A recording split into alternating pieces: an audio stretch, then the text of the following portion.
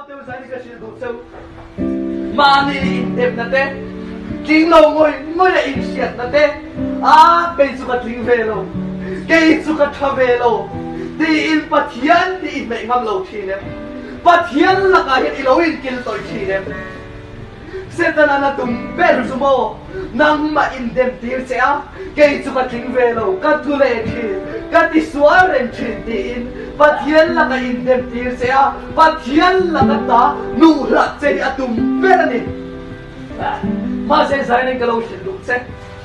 bắt hiền nên ít linh lâu thì asia bắt hiền nên ít phong kim lâu thì asia ít tu thiên đón thì sẽ làm cho mình khó sa rồi thiên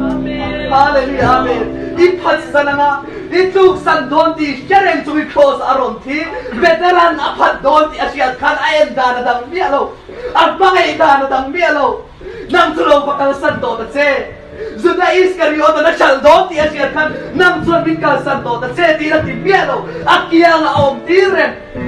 Hallelujah amen Zain ka lo siya doon kay su ka ting velo kay su ka tule chi kay su ka fam kim lo ka ti suaren chi su fam suan i suan hi ka lat tay lo i suan hi ka lat man thod lo ti na lo mang sok ta se ama lat nan mang lo vin ama dei nan mang sok ta se Missing in here ifan kimlo ilampa talo pegi to ektinne khoben matsunam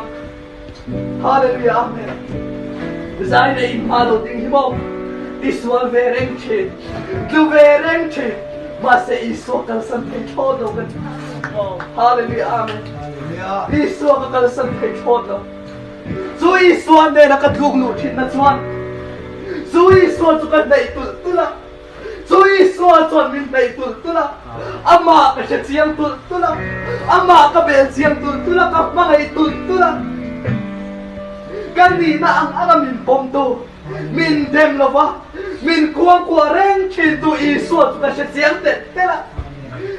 ama ka di sualang piya na miron tukfol chintu anilaw ti ka siya mga inaloma min mga ituti ka siyang tela azuna kawaya Hallelujah, amen. Isuasu na suat ko wai ta. Dan ang amahan biya. Dan ang ama sui tum nilaw. Dan ang ama ta na chat tum nilawin. Isuasu na ko wai ta ka bang suat. Isuat na chat ka sa tani. Hallelujah, amen. Hallelujah, amen. Dan ang nilawin.